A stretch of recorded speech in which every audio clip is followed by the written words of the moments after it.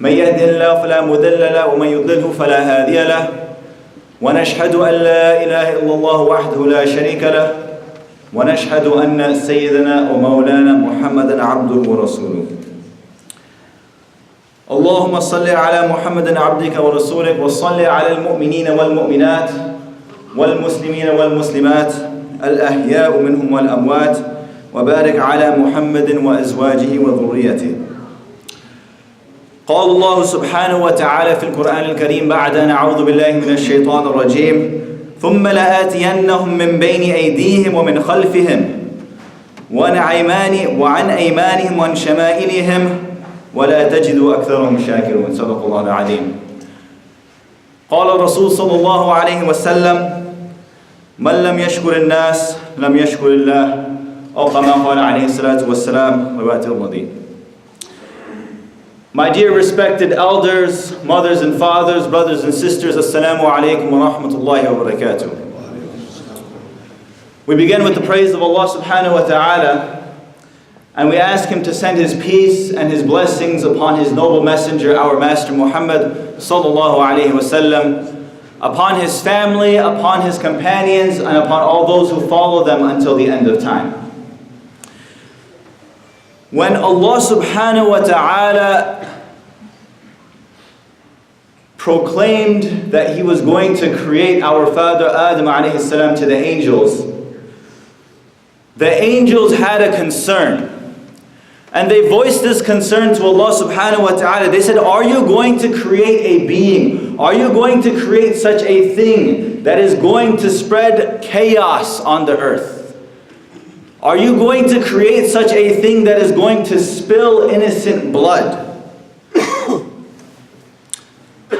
So Allah subhanahu wa ta'ala, He told them that I know that which you do not know. And then He created Adam alayhi salam, and then He taught him the names of the creation. And then He brought the angels and He asked the angels to inform him as to the names of these things. And the angels in turn informed Allah subhanahu wa ta'ala that they did not know the names of these things, whatever it may have been, the trees, the grass, the animals, whatever it may have been. And so then Allah subhanahu wa ta'ala asked Adam alayhi salam to inform him of the names of these things. And because Allah subhanahu wa ta'ala had granted that knowledge to our father, he was able to give the names of those things. And then, so Allah subhanahu wa ta'ala bestowed a knowledge upon our father that He did not bestow upon the angels. And Allah subhanahu wa ta'ala talks about this. He said, وَلَقَدْ كَرَّمْنَا بَنِي آدَمَ, that indeed, or that we have certainly bestowed nobility upon the son of Adam, upon mankind. And so Allah subhanahu wa ta'ala at that instant, not only had He granted that knowledge to our father, but then He ordered the angels and all the beings that were there to bow down to Him.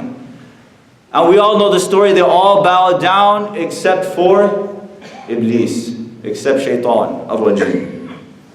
And so then Allah subhanahu wa ta'ala asked Iblis, why is it that when I ordered you to bow down to Adam, you did not bow down? What was his answer? His answer wasn't, I have an ache in my back. His answer wasn't, I'm sick. His answer wasn't, I didn't hear you. His answer was, I'm better than him. You ordered me to do something, but I'm better than him. You created me from fire. You created him from clay. You created him from dirt. I'm better than him. That's why I didn't bow down, even though you ordered me to do that. And so this conversation between Allah subhanahu wa ta'ala and Iblis al-Rajim goes back and forth. So Allah subhanahu wa ta'ala tells him he's expelled to get down from here. And Iblis, he says, grant me respite until the day of judgment. So Allah subhanahu wa ta'ala says that respite is granted to you until the day that is known. And then He says that surely I will wait for them on your straight path. And then the verse comes that I just recited at the beginning. He says that I will come from them, from in front of them and from behind them, from their right and from their left.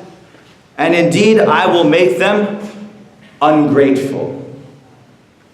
And Allah subhanahu wa ta'ala responds to this saying, verily whoever follows you, indeed I will fill hell with all of you altogether. And then in another portion of the Quran, Allah subhanahu wa ta'ala informs us that Iblis is going to be successful in his mission, in making the children of Adam ungrateful. وَقَلِيلٌ مِّنْ عِبَادِيَ الشَّكُورِ. That yet few of my servants are abundantly thankful. Allah subhanahu wa ta'ala mentions this in Surah Saba. And Ibn Kathir rahimahullah, he mentions in his tafsir, in his exegesis of these verses, he says that the reality of shukr, that the reality of gratefulness, is that one admits that the blessing has been bestowed by the giver, and then he uses the blessing in accordance with the giver's pleasure and in obedience to him Azza wa Jal.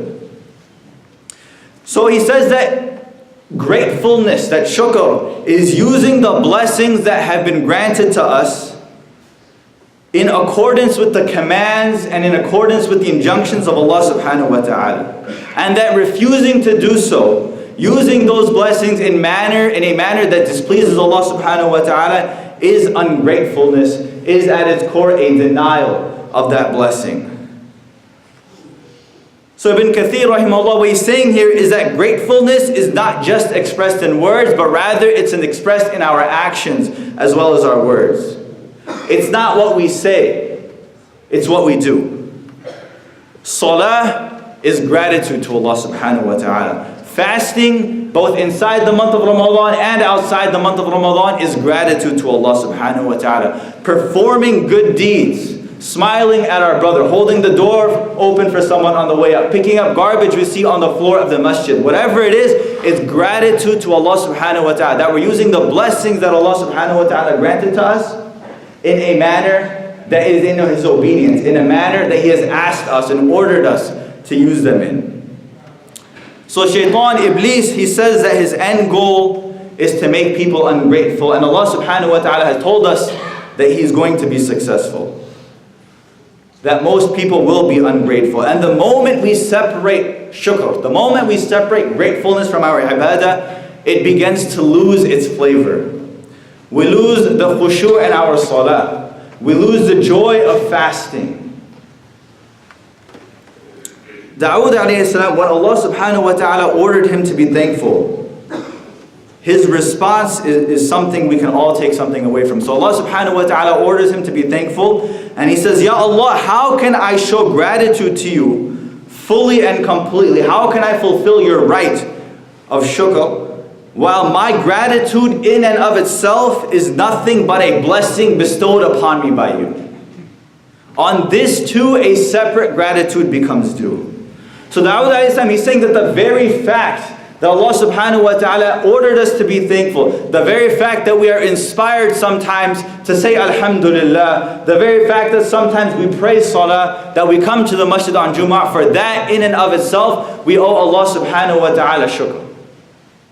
That the very fact that we can say Alhamdulillah, that for that is not from our own selves, that is from Allah subhanahu wa ta'ala as well. And when narrating the verses to us commanding Dawood alayhi salam and his family to be thankful, the Rasulullah sallallahu alayhi wa sallam, he said that there are 3 acts, that whoever accomplishes or performs these 3 acts, that they would achieve the same excellence that was bestowed upon Ali Dawood. So the Sahaba radiallahu anh, they asked, Ya Rasulullah sallallahu alayhi wa sallam, what are those 3 acts? The Prophet sallallahu alayhi wa sallam replied, I'm summarizing the hadith and the translation of the hadith, he says that staying firm on justice in states of pleasure and displeasure, both of them. Then he said taking the path of moderation in states of prosperity and adversity, both of them. And then he says, fearing Allah Azza wa Jal, both in public and in private. So 3 things. He says, being just, which is very easy to do in times of prosperity or when it doesn't affect us. But when being just requires a hit on our bank accounts, when being just requires us to rule against our families, when being just requires something to occur that we don't like it to, the Prophet ﷺ is saying, even then we need to be just. Taking the path of moderation, being moderate, and then fearing Allah subhanahu wa ta'ala both in public and in private.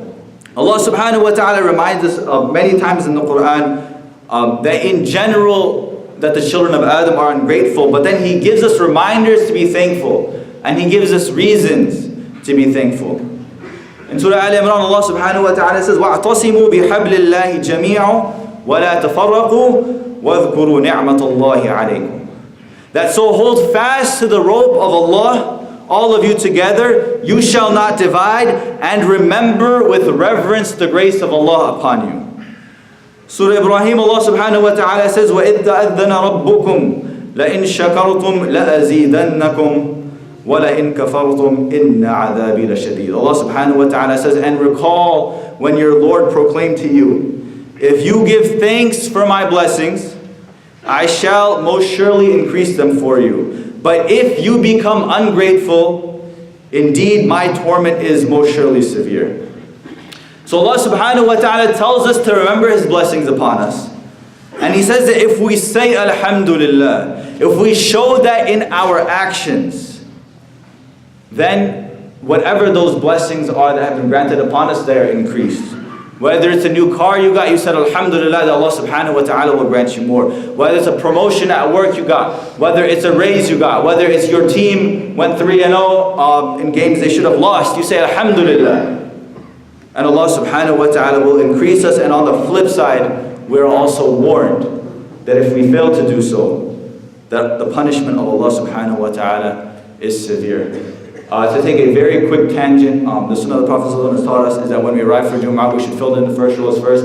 There's very little room in the back, so if you see a gap in front of you, please do go ahead and move up, so we have room for brothers in the back. Sisters as well, please. But the reality is, we're talking about shukr, that at the end of the day, we are all being tested. Some of us are being tested with health, with wealth, with prosperity, with success, with firm conviction in Allah subhanahu wa ta'ala, with no doubts in our religion. And we are being tested to see if we will be grateful for the blessings that Allah subhanahu wa ta'ala has granted upon us, if we make shukr for those blessings. But on the other hand, some people are being tested with trials, as we know very well. With death in their families, with pain, with sickness, with anxiety, with worries, with homelessness, with civil war and genocide, with doubts in their faith. And they are being tested to see if they will have patience, if they will have sabr. So without a doubt, all of us here today are undergoing one of these two tests, or maybe a combination of both of them. And the successful one is that person who is thankful in the good times and is patient in the hard times. We know that the Prophet ﷺ said, how ajib, how strange is the condition of the believer.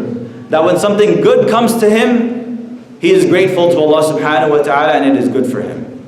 And that when he is afflicted with trial, that he makes sabr upon that trial, that he is patient with that trial, and that it is also good for him. So between these two tests, the test of shukr and the test of sabr, which one is rewarded more? Which one is more valuable in the sight of Allah subhanahu wa ta'ala? And the question arises, because there's a hadith of the Prophet sallallahu alayhi wa sallam where he equated both of them. The Prophet alayhi salatu wa sallam said, "Al-ta'im wa-shakir ka-sa'im as-sabir." Or kama qala alayhi salatu wa sallam, riwayat Tirmidhi. The Prophet sallallahu alayhi wa sallam said, to the closest translation, that the person who eats and is thankful is like the one who fasts and is patient. So that person who eats and says Alhamdulillah, he drinks water and he says Alhamdulillah, he finishes eating and then he makes dua. Alhamdulillah alladhi at'amana wa saqana wa ja'alana min al-muslimin. That all praise is due to the one who gave us food, who gave us drink, and then he made us amongst the Muslims. That is the person who realizes, and in this dua we see that the most important blessing, more important than food, more important than drink, more important than our health, more important than our wealth, more important than our families, our own lives, is the blessing of Iman, the blessing of faith in Allah subhanahu wa ta'ala. So when we say Alhamdulillah, we say Alhamdulillah to the one who made us Muslims, the one who brought us here on this day of Jumu'ah to worship Him, the one who taught us and showed us the difference between truth and falsehood in a time when truth is obscured. The one who made us from the ummah of Muhammad sallallahu alaihi wasallam, who allowed us to live in a time when his message is still with us, when the Quran and the Sunnah are still with us, in a time before the coming of Dajjal, that we were able to live in such a time. Before such trials and fitan came, that holding on to the religion would be like holding on to hot coals. Who made some of us, most definitely not all of us, free from doubts. And to take a quick tangent here, we live in a very interesting time, but there are 1,400 years worth of Islamic scholarship, and I mentioned this because someone asked me a question at a dinner the other day. But if you do have doubts in your religion, there's nothing wrong with that. As a human being, it's natural to question things. It's natural to want to know why you believe in what you believe in. But get those doubts answered. I promise you, there's nothing that you're thinking of. There's nothing that sometimes shaitan whispers to us that no one has thought of before. There is an answer to whatever question. The question, I don't want to mention any of them to throw off people that alhamdulillah don't have any doubts. But seek out a scholar, seek out a knowledgeable person that you trust, that you know, and get those answers. Don't let those doubts fester and grow into something that will destroy your akhirah.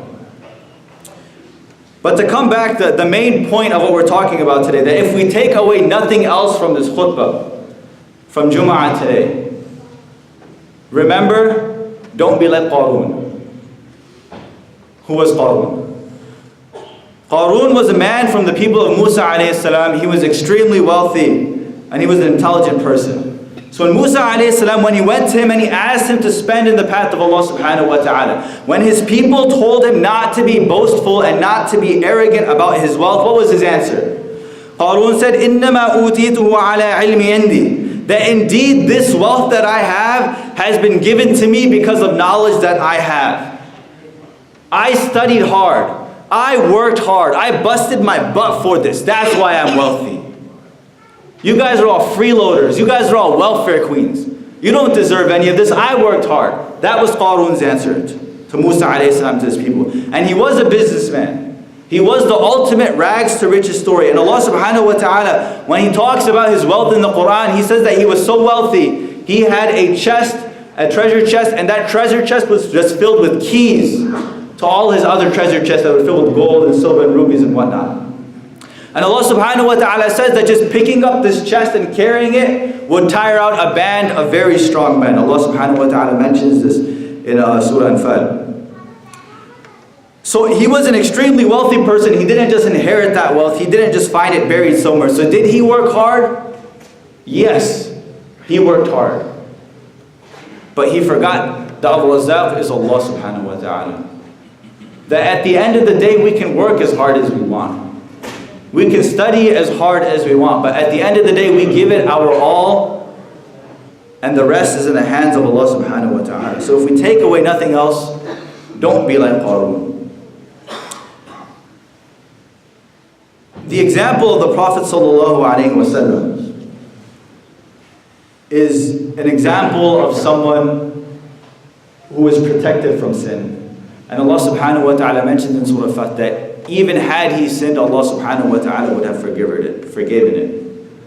But we know that the Prophet sallallahu alaihi wasallam would stand the night in prayer and tahajjud, would always be willing to give charity to whoever came and asked him for it. He never turned anyone away. And Aisha radiallahu ta'ala anha, our mother, she asked him, why do you do all this?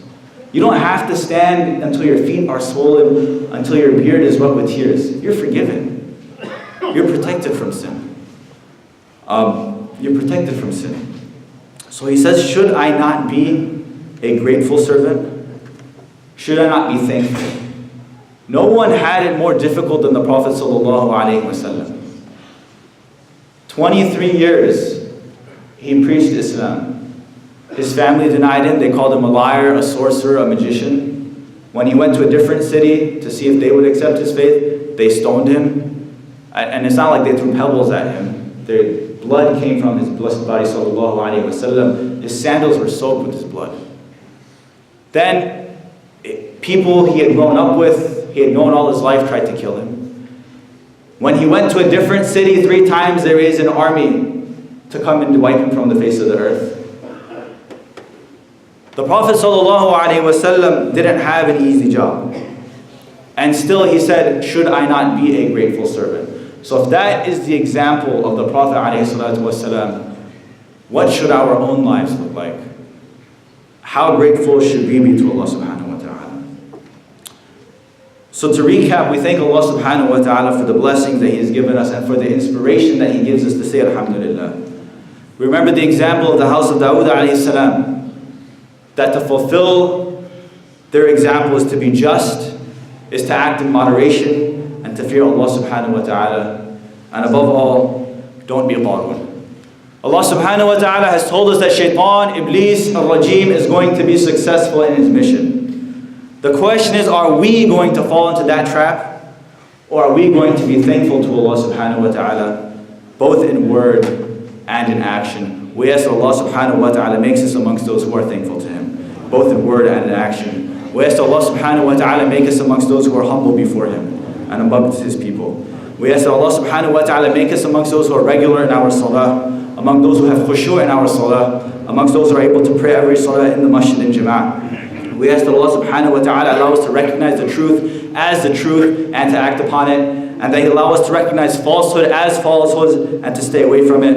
We ask Allah subhanahu wa ta'ala guide us to the straight path and make our hearts firm upon it. We ask that He protect us from having doubts in our religion. We ask that He guide us, our families, our friends, and our neighbors to the haqq and allow us to stay upon it. We ask that Allah subhanahu wa ta'ala have mercy upon the Ummah Muhammad sallallahu alayhi wa sallam, upon our brothers and sisters in China, in Burma, in Bangladesh, in Syria, in India, in Pakistan, in Kashmir, in Syria, in Palestine, in Yemen, in Central African Republic, and all the lost and forgotten corners of the world. We ask that Allah subhanahu wa ta'ala forgive us for not being there for them, and we ask that He deliver them from whatever trials they are facing. أعوذ بالله من الشيطان الرجيم وقال ربكم ادعوني أستجب لكم إن الذين يستكبرون عن عبادتي سيدخلون جهنم داخلين. بارك الله لنا ولكم في القرآن العظيم ونفعنا وإياكم بالآيات والذكر الحكيم. أستغفر الله لي ولكم ولسائر المسلمين من كل ذنب فاستغفروا إنه هو الغفور الرحيم.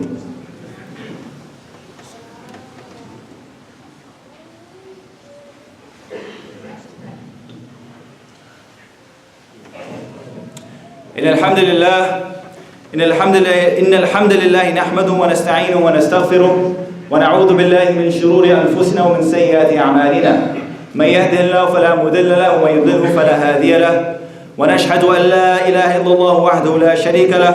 ونشهد أن سيدنا ومولانا محمدا عبده ورسوله. أعوذ بالله من الشيطان الرجيم. إن الله وملائكته يصلون على النبي يا أيها الذين آمنوا صلوا عليه وسلموا تسليما. اللهم صل على محمد عبدك ورسولك وصل على المؤمنين والمؤمنات والمسلمين والمسلمات وبارك على محمد وأزواجه وذريته. إن الله يأمر بالعدل والإحسان وإيتاء ذي القربى وينهى عن الفحشاء والمنكر والبغي يعظكم لعلكم تذكرون. فاذكروني أذكركم واشكروا لي ولا تكفرون. أقيموا الصلاة.